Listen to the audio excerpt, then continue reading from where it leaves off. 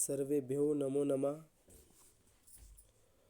आज सप्तम पाठ, जिसका शीर्षक है सौहार्दम प्रकृति शोभा। मित्र भाव प्रकृति की शोभा है। सौहार्दम मित्र भाव, मित्रता प्रकृति की शोभा है, ये आपका शीर्षक है आज का।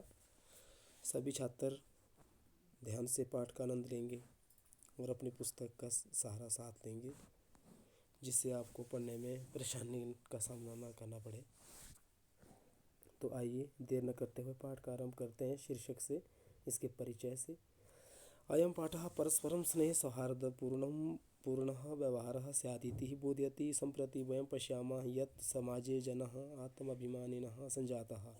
ते परस्परं तिरस्कुर्वन्ति, स्वार्थपूर्णे संलग्नाः। ते परेषां कल्याणविषयेन एव किमपि चिन्तयन्ति। तेषां जीवनोद्देश्यम् अधुना इदं सञ्जातं नीचैः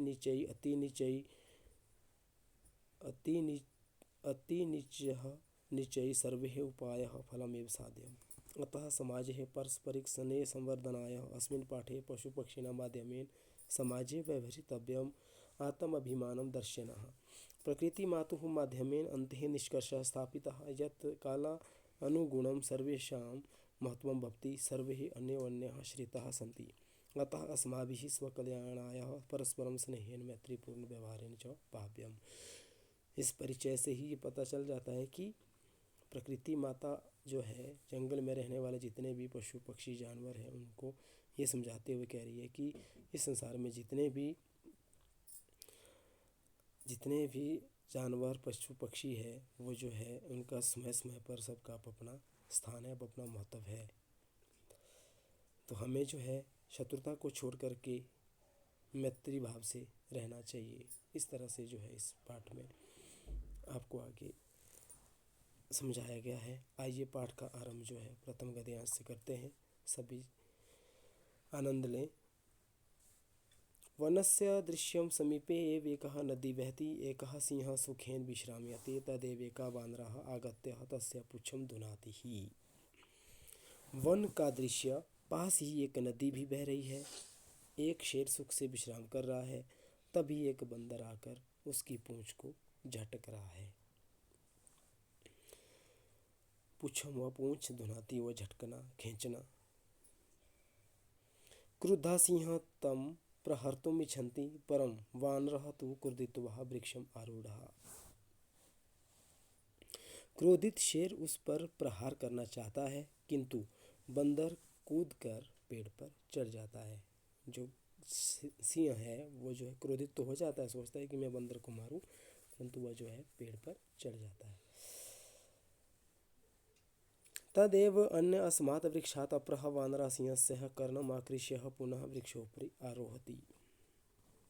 तभी दूसरे पेड़ से अन्य बंदर शेर के कान को खींचकर फिर पेड़ पर चढ़ जाते हैं।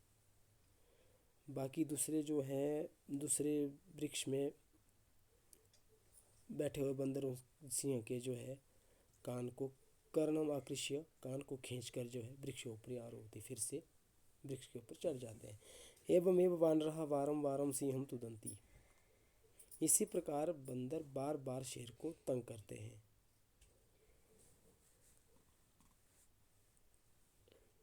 क्रुद्धः सिंहः इतस्ततः धावति, गर्जति परं किमपि कर्तुम् असमर्थः एव तिष्ठति। क्रोधित शेर इधर उधर दौड़ता है, गरजता है, पर कुछ भी करने में असमर्थ ही रहता है। असमर्थ हुआ, असहाय या असमर्थ रहता है कि वो कुछ भी नहीं कर पाता कि मैं जो है इन बंदरों को कैसे मारूं। ये सब जो है वो इन हालातों में नहीं रहता है। इस करके वो जो है एक तरह से असहाय हो जाता है। वानराः सन्ति वृक्षोपरि च विविधाः पक्षिणः अपि सिंहस्य तादृशीं दशां दृष्ट्वा हर्षमिश्रितं कलरवं कुर्वन्ति। बंदर हंसते हैं और पेड़ पर विभिन्न पक्षी भी शेर की ऐसी हालत को देखकर खुशी से चहचहाने लगते हैं। वो भी जो है हर्ष का आनंद लेते हैं, खुशी का आनंद लेते हैं। निद्राभंग दुखेन वनराजः सनपि तुच्छजीवै आत्मनः एतादृश्यः दुर्व्यवस्थायाः श्रान्तः सर्वजन्तून् दृष्ट्वा पृच्छति। नींद टूटने के दुख से जंगल का राजा होते हुए भी अपनी इस दुर्दशा से थका सभी जंतुओं को देखकर पूछता है, अपनी ऐसी हालत को देख कर जो है वह सभी जंतुओं से पूछता है। और क्या पूछता है देखिए,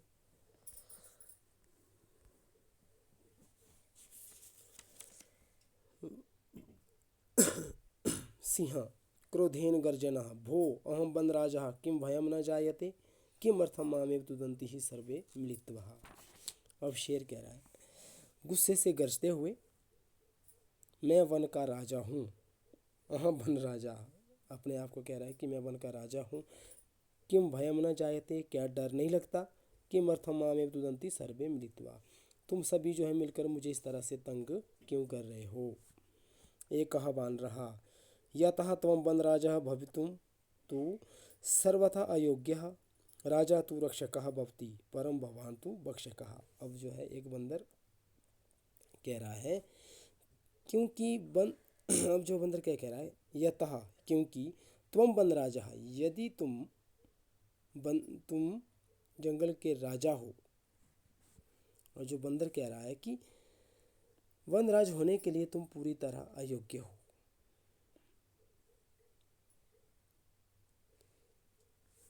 तू सर्वथा अयोग्य, कि तुम जो है जंगल का राजा होने के लिए पूरी तरह से अयोग्य हो।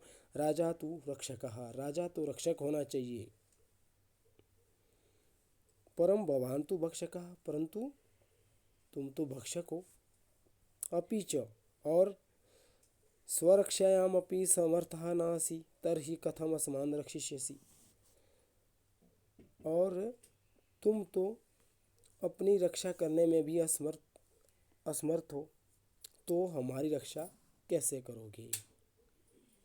कहने का भाव है कि तुम जो है जंगल के राजा कहलाने के लायक नहीं हो, क्योंकि तुम रक्षक नहीं भक्षक हो। मतलब कि शेर जो है दूसरे जानवरों को खाता है, इसलिए कहा कि तुम अपनी रक्षा करने में भी असमर्थ हो, तो तुम हमारी रक्षा कैसे करोगे। अन्य बंदर किम न श्रुतः त्वया पंचतंत्र मुक्ति ही, तुम्हारे द्वारा क्या पंचतंत्र की वह उक्ति नहीं सुनी गई, कि भाई तुमने जो है पंचतंत्र की वह उक्तियाँ नहीं सुनी या वह श्लोक नहीं सुना। यो न रक्षति वित्रतानः पीड्यमान अपरैः सदा जंतून् पार्थिवः रूपेण सहकृतान्तो न संशयः। दूसरों के द्वारा पीड़ित किए जाते हुए भयभीत प्राणियों की जो सदा रक्षा नहीं करता है, वह राजा के रूप में यमराज होता है। ठीक है, जो दूसरों को कष्ट देता है वह जो राजा नहीं, वह यमराज होता है। काकः कौवा आम सत्यम कथम त्वया वस्तुतः वनराजः भवितुं तु अहमेव योग्यः। अब कौवा आ गया अपनी तारीफों के पुल बांधते हुए। आम सत्यम कथम त्वया, हाँ सत्य कहा गया तुम्हारे द्वारा, आपने जो है सत्य कहा गया, आपने सत्य कहा। वास्तव में वनराज बनने के लिए मैं ही योग्य हूँ। पी कहा उपहसन, अब कोयल भी आ जाती है उपहसन मजाक उड़ाते हुए। कथम त्वम योग्य वनराजः भवितुम, तुम वनराज बनने के लिए कैसे योग्य हो। यत्र तत्र का इति कर्कश ध्वनिनः वातावरणम आकुलीकरोषि, यहाँ वहाँ काँव काँव की कर्कश आवाज़ से वातावरण को दूषित करते रहते हो। ना रूपम, ना तुम्हारा रूप अच्छा है, ना ध्वनि अस्ति, और ना ही आपकी आवाज़। कृष्ण वर्णम मेध्य अमेध्यम वक्षकम त्वाम कथम वनराजः मन्यामहे वयम। काले रंग वाले, कृष्ण वर्ण हो काले रंग वाला, मेध्य मेध्यम होता है उचित अनुचित, पवित्र अपवित्र, सब कुछ मतलब खाने वाला, सब कुछ खाने वाले। कथम कैसे वनराजा मन्यामहे वयम, हम जो है कैसे उसको जंगल का राजा माने, मन्यामहे माने। का कहा, और कौवा जो है कोयल की आवाज़ सुनकर के कहता है अरे अरे किम जलपसी, अरे अरे क्या बोले जा रही हो। यदि अहम कृष्ण वर्ण, यदि मैं काले रंग वाला हूँ, तरहि त्वम की गौरंगः, क्या तुम्हारा रंग सफ़ेद है या गोरा है। अपीच विस्मर्यते, और यह भी क्यों भूल रही हो। विस्मर्यते किम यत, यह क्यों भूल रही हो किम यत मम सत्य प्रियता तु जनानां कृते है, कि मेरा सत्य प्रेम तो लोगों के लिए उदाहरण स्वरूप है। कि भाई क्या तुम ये भूल गई हो कि भाई मेरा जो सत्य प्रेम है जनानां कृते लोगों के लिए उदाहरण स्वरूप है। अनृतम वदसि चेत काकः दशेत, झूठ बोले कौवा काटे। इति प्रकारेण, इस प्रकार से कि भाई मेरे लिए तो मेरा जो अपने आप को कौवा जो है श्रेष्ठ बताते हुए कह रहा है कि मैं जो है लोगों के लिए एक उदाहरण के स्वरूप है। लोग कहते हैं कि झूठ मत बोलने तो कौवा काटेगा। इस प्रकार से अस्माकं परिश्रमः ऐक्यं च विश्व प्रथितम्। आगे फिर से अपनी तारीफ करते हुए, हमारा परिश्रम और एकजुटता संसार में प्रसिद्ध है। अपि च काकचेष्टः विद्यार्थी एव आदर्श छात्रः मन्यते। और भी सुनो, कौवे जैसे परिश्रम वाला विद्यार्थी ही आदर्श छात्र माना जाता है। पीकः अलम अलम अति विकथनेन किम विस्मर्यते यत। अब कोयल कह रही है बस बस बहुत हो गया, ज़्यादा डींगे मत हाँको। किम विस्मर्यते, क्या तुम भूल रहे हो, यत की काका कृष्ण पीका कृष्ण को भेदः पिक काक्यो। बसंत समय प्राप्ते काका काका पीका पीका। कौवा काला और कोयल काली।